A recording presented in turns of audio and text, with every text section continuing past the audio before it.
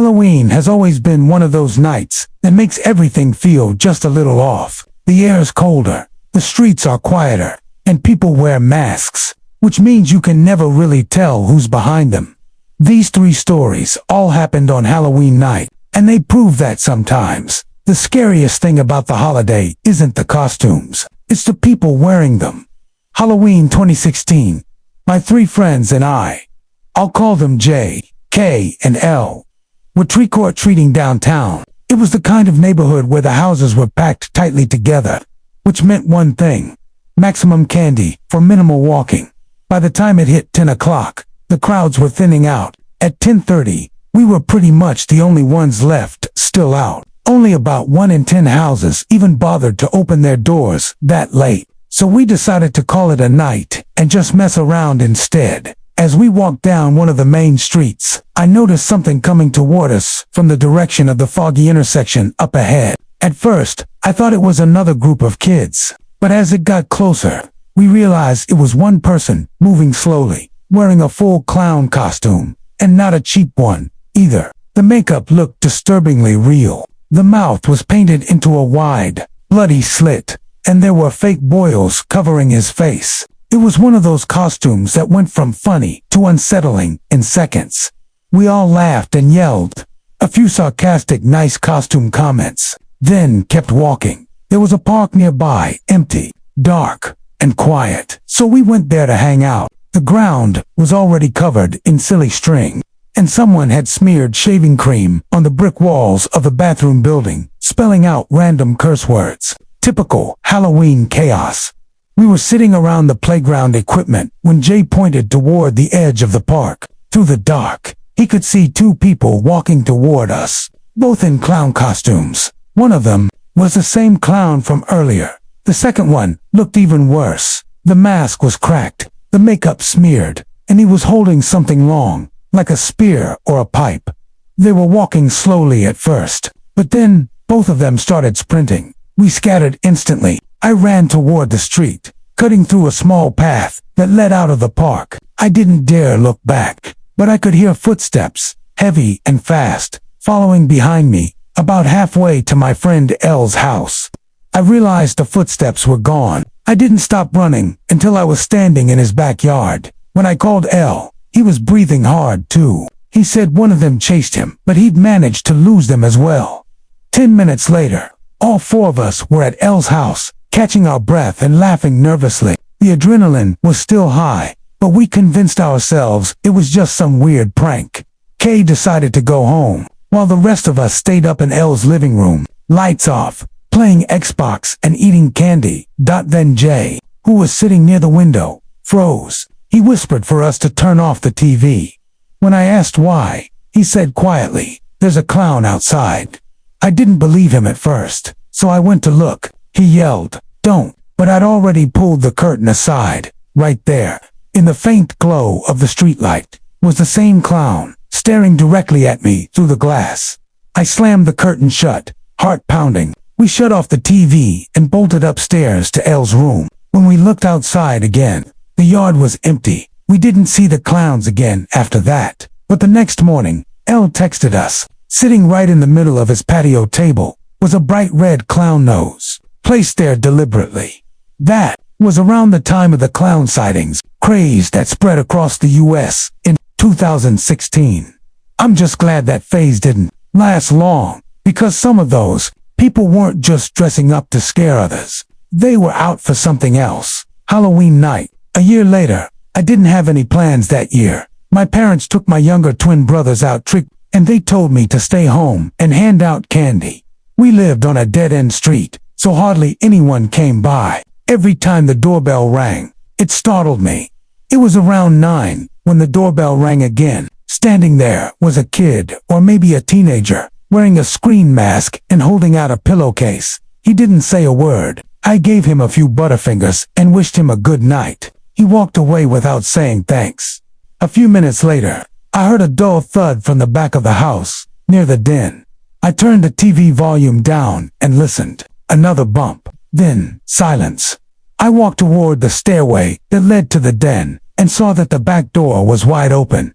My stomach dropped. I'd forgotten to lock it earlier. I called out for my parents, for my brothers. No answer. The house was dead silent. I didn't want to go down there. The living room suddenly felt unsafe, wide open to the staircase below. I turned the TV back on for light and grabbed my phone. When I finally thought to call my parents, my mom said they'd be home in about 30 minutes. I told her I thought someone was inside the house. She said it was probably my imagination. Right after I hung up, I heard it. The creak of a wooden step. Someone was walking up the stairs from the den. I froze. My whole body locked up. Another creak. Closer this time. I started to slowly crouch and tiptoe toward the front door, keeping my eyes on the edge of the couch that blocked my view of the stairway. When I got close enough to see around it, I saw a white mask, a scream mask halfway up the stairs, tilted upward, watching me. He didn't move. Neither did I. Then suddenly, he turned and ran back down into the dark. I bolted upstairs, locked myself in my room, and called my mom again. They got home 20 minutes later, and my dad checked the entire downstairs. No one was there. Nothing was missing. But the door had dirt marks along the bottom, like someone kicked it open with muddy shoes. Whoever it was, they weren't there to rob us. They just wanted to get inside. When I was in 8th grade, my older brother was in college and was throwing a Halloween party at our house while our parents were out of town. He didn't want me around, so I made plans to go trick-or-treating with 2 of my friends instead. We all agreed it would probably be our last year doing it by dark.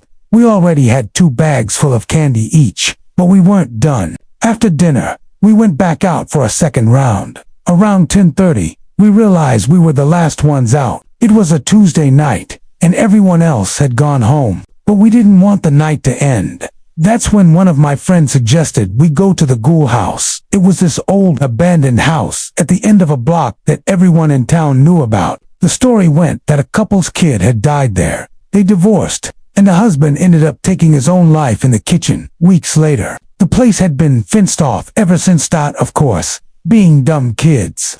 We decided to check it out. The house towered over the others, surrounded by a rusted black fence and overgrown bushes. We hopped the gate and went around back. The windows were boarded up. The back door had a table jammed against it. Whoever tried to block the place off really didn't want people getting inside. It took the 3 of us to quietly move the table aside. The doorknob was gone, but we pushed it open and stepped inside. The air felt heavy, stale, like no one had breathed in there for years. We were in a den area with creaky wooden floors. Every step echoed. We checked the kitchen first. There was an old fridge in the corner. My friend opened it and instantly gagged. The smell was indescribable, like rot, plastic, and mold all mixed together. We got out fast. Next was the living room, and something about it was wrong. Even with our flashlights, the darkness felt thicker somehow. One of my friends pointed up at a hole in the ceiling. It led straight into the second floor, and then we heard it. Thump, ... Slow footsteps directly above us. We shut off our flashlights instantly. My heart felt like it was trying to claw out of my chest. One of my friends whispered, "We should go up there." The other and I both whispered back, "No way." We started creeping toward the door, but the brave one, or the stupid one, went upstairs alone. His flashlight beam danced through the cracks of the ceiling above us. Then his footsteps stopped directly over our heads. I looked up through the hole and saw a figure standing there. I thought it was my friend at first, but when I whispered his name, the figure didn't move. A few seconds later, we heard footsteps coming down the staircase. We both shined our flashlights toward the stairs, and it was our friend coming down. Which means, whoever was standing above us wasn't him. I screamed for him to run. We all sprinted out of the house and didn't stop until we were blocks away. When we caught our breath, my friend who went upstairs said he'd smelled something foul up there, like something rotting, and that he'd heard breathing coming from one of the rooms. We never went back to that house again. Halloween is supposed to be fun, candy, costumes, scary movies, but every once in a while, it gives you something else, a memory that keeps you looking over your shoulder every October. Because sometimes, the mask isn't hiding a joke, it's hiding something much worse.